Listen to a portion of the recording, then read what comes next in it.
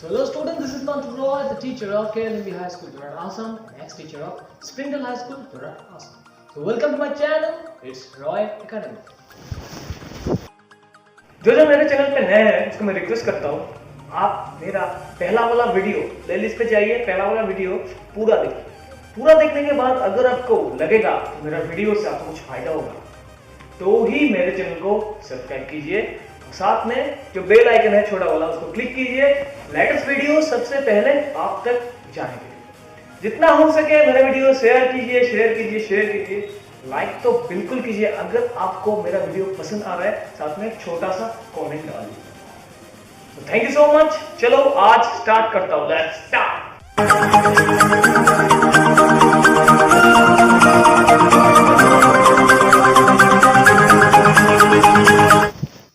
So आज exercise 9.1 का question number 9 से स्टार्ट करूंगा। 8 मैंने करवा दिया। क्वेश्चन नंबर 9 क्या दिया हुआ है देखो। The angle of elevation of the top of a building from the foot of the tower. एक टावर था और एक बिल्डिंग था। तो टावर का बेस से मतलब फुट से, फ्रॉम जहां पे दिखा वहां से स्टार्ट करना। From the foot of the tower, tower का पैर से, of the top of the building, building तक, टावर का पैर से बिल्डिंग का टॉप तक जो एंगल मिला है that is 30 degree. At the angle of elevation of the top of the tower from the foot of the building, फिर से देखो, from the foot of the building, building का फुट से टावर का टॉप तक जो दिया हुआ है that is how much, the angle is given 60 degree. If the tower is 50 meter high, अगर टावर का हाइट 50 मीटर है तो मुझे निकालना है find the height of the building, मुझे बिल्डिंग का हाइट निकालना। तो पकड़ लेता हूँ लेट ए बी एक बिल्डिंग है और सी डी एक टावर है। सी डी जनरली बड़ा होता है, टावर जनरली बड़ा होता है। बिल्डिंग और टावर दोनों अपोजिट डायरेक्शन में है, तो उसका जो डिस्टेंस है that is B D. B से डी तक इसका बेस डिस्टेंस है बी डी, जो दिया हुआ नहीं है। अभी दिया गया है from the foot of the tower of the top of the building, building का है टॉप ऑफ द बिल्डिंग से फुट ऑफ द टावर तक इसका एंगल ऑफ एलिवेशन कितना हुआ है 30 degree. And the angle of elevation of the top of the tower from the foot of the building, of the top of the tower from the foot of the building, foot of the building से top of the tower तक जो angle हुआ है that is 60 degree. अभी देखो building और tower always standing perpendicularly, अगर standing perpendicularly तो ये हो गया 90 डिग्री, ये भी हो गया 90 डिग्री एंगल, और इसका वैल्यू दिया हुआ है 15 मीटर। ओके, तो काम करता हूं, देखो मैं समझा देता हूं, आप लिख लीजिएगा let A B is the, let A B is the building and CD is the tower standing vertically or perpendicularly, same thing, on base B, on base B, दोनों ही BD बेस के ऊपर में खड़ा है। दैट मीन्स इस दोनों, ए triangle का और ए ट्रायंगल का कॉमन बेस है B। Angle A D B is equal to how much 30 degree. Angle A D B given, angle C B D is given how much 60 degree. Elevation angles, elevation angles, okay. और C D जो height of the tower है, इसको मैंने tower पकड़ा, tower, हाँ, और ये है बिल्डिंग। सीडी का दिया हुआ है 50 मीटर, मुझे ए बी का वैल्यू निकालना है। ए बी मतलब हाइट ऑफ द बिल्डिंग। अभी देखो ए बी डी में ए ट्रायंगल, ए एंगल 90 डिग्री है, तो हो गया राइट ट्रायंगल जिसका एंगल दिया हुआ है 30 डिग्री। और बी डी सी में दिस इज अ ट्रायंगल और इसका एक एंगल 90 डिग्री है, एंगल दिया हुआ है 60 डिग्री। अभी मुझे इसका वैल्यू निकालना है, ठीक है। तो देखो इस ट्रायंगल का ये BD एक बेस है और इस ट्रायंगल का भी BD एक कॉमन बेस है। दोनों ट्रायंगल का BD क्या है? Common base, that is the main fact. अगर मैं इसका दिया हुआ है और इसको निकाल लूंगा tan थीटा अप्लाई करके, कैसे? ये दोनों perpendicular by base tan theta के साथ रिलेटेड है। तो इस ट्रायंगल का परपेंडिकुलर दिया हुआ है, अगर बेस निकाल लूंगा उस बेस से मैं इस ट्रायंगल का भी इसका हाइट निकाल सकता हूं। अगर ए मुझे मिल गया तो इसका ए अगर मिल गया तो इस ट्रायंगल का देखो एलिवेशन एंगल दिया हुआ है, बेस अगर मिल गया तो हाइट भी निकल जाएगा।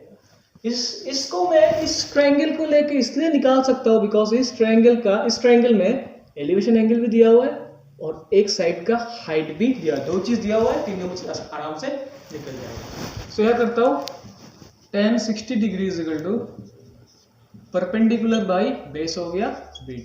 60 डिग्री का वैल्यू है √3, परपेंडिकुलर CD का वैल्यू है 50, BD दिया हुआ नहीं है, BD मुझे निकालना पड़ेगा। BD निकल जाएगा तो ये भी निकल जाएगा, तो इसको इस साइड लेके जाता हूं। BD is equal to 50/√3 metre. BD मिल गया। Similarly tan 30 degree. अब इस ट्रायंगल में जाता हूं, इस ट्रायंगल में इसको निकालना है, इसका वैल्यू मुझे मिल गया, ये हो गया 50/√3। तो tan 30 degree is equal to perpendicular by base is same BD। 30 degree का वैल्यू है 1/√3, जिसका AB का वैल्यू दिया हुआ नहीं है और BD का वैल्यू मुझे मिला है 50/√3। 50/√3। अभी देखो 1/√3 इंटू AB। अब इसको मैं क्या करता हूं, तो डिवाइड है, इंटू कर देता हूं तो रेसिप्रोकल हो जाएगा, √3 चला जाएगा ऊपर, 50 चला आएगा। AB को रखता हूं, इसको इस साइड लेके जाता हूं, देयरफॉर A जाएगा ऊपर, A आएगा नीचे। 50√3 into √3 is equal to AB। ठीक है, देयरफॉर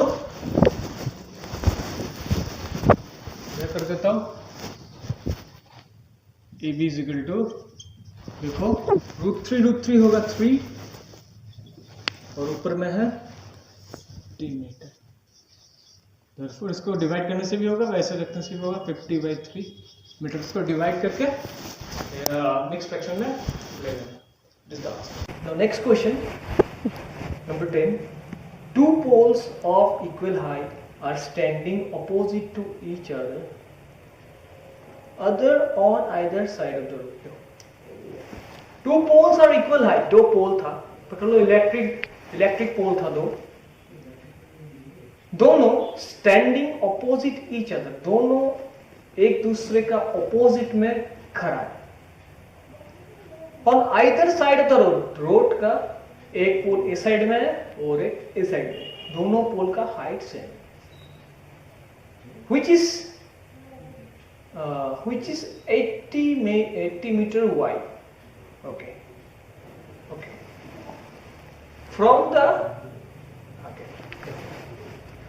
दो पोल जो खड़ा है, बीच में जो रास्ता है उसका वाइड दिया हुआ है 80 मीटर, मतलब दोनों पोल रास्ते का इस पार से खड़ा है और उस दोनों का बीच का जो डिफरेंस है वो है 80 मीटर। बीच में जो रास्ता गया दैट इज 80 मीटर, 80 मीटर का वो रास्ता है।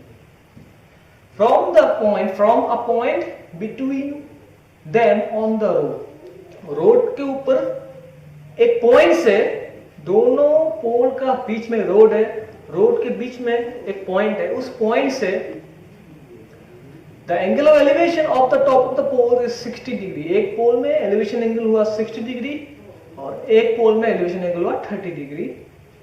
Find the height of the pole and the distance of the, find the height of the poles, मुझे हाइट ऑफ द पोल्स निकालना है, and the distance of the point from the pole, जो point से elevation angle हुआ है, पोल और उस point का बीच का मुझे डिस्टेंस निकालना है, दोनों पोल का। तो कैसे निकालना है, देखो, late AB and CD are the two equal poles। अगर ये x होगा तो ये भी क्या होगा, अगर AH पकड़े तो AH होगा तो H है। दोनों का बीच में जो रास्ता वैसे जा रहा है, दोनों का बीच में जो रोड है that is how much 80 metre में भी 80 मीटर में। अभी पकड़ लेता हूं कोई पॉइंट से, रोड का बीच में कोई पॉइंट से एक पोल का टॉप में एंगल ऑफ एलिवेशन आया 60 डिग्री और एक पोल का टॉप तक इस पॉइंट से एंगल ऑफ एलिवेशन आया कितना 30 डिग्री। मुझे बोला गया है ये जो पॉइंट है इस पोल से कितना डिस्टेंस में, ए बी सी डी, इसको ई पकड़ लेता हूं, इसको ओ पकड़ लेता हूं। ये जो पॉइंट है इसका डी से कितना डिस्टेंस है और ये जो पॉइंट है इसको, ये जो पॉइंट है वो बी से कितना डिस्टेंस है।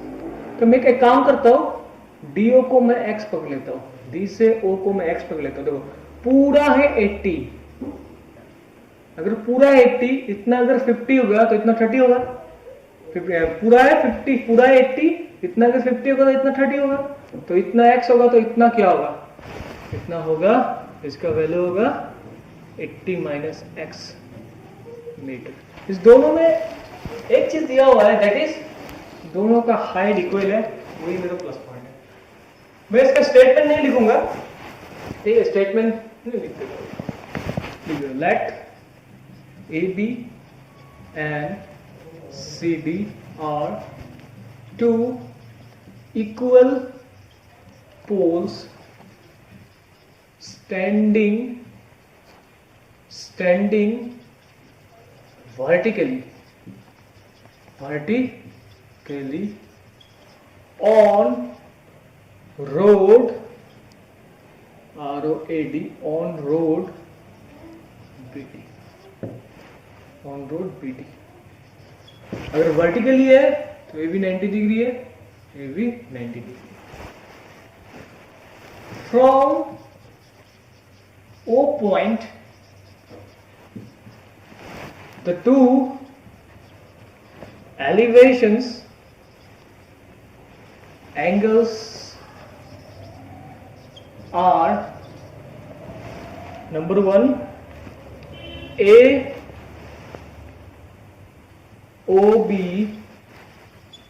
is equal to 30 degree and COD is equal to 60 degree. ठीक है, OD को मैंने x पकड़ा, ठीक है, एक काम करता हूं, यहां करता हूं, BD is equal to 80 metre जो दिया हुआ है, BD है 80 मीटर और OD को मैं x पकड़ा, OD जो x है तो BO या OB होगा 80 माइनस एक्स मीटर। ठीक है, अभी देखो और एक चीज लिख लेता हूं, AB is equal to CD, इसको मैंने क्या पकड़ा, H पकड़ा। ठीक है, अभी देखो मुझे A निकालना है, ठीक है, और A दोनों का हाइट इक्वल है, इसका कुछ काम ही नहीं है, इस दोनों का ही काम है। तो मैं कौन सा थीटा अप्लाई करूंगा, मैं अप्लाई करूंगा tan थीटा। अगर देखो इसमें दोनों h इक्वल है तो इसमें भी h का कुछ वैल्यू निकलेगा, इसमें भी h का कुछ वैल्यू निकलेगा। तो इस फर्स्ट इक्वेशन और सेकंड इक्वेशन में जो h का वैल्यू निकलेगा वो मैं क्या करूंगा, कंपेयर करूंगा। ठीक है, मैं क्या करता हूं, उसको थोड़ा रब कर देता हूं।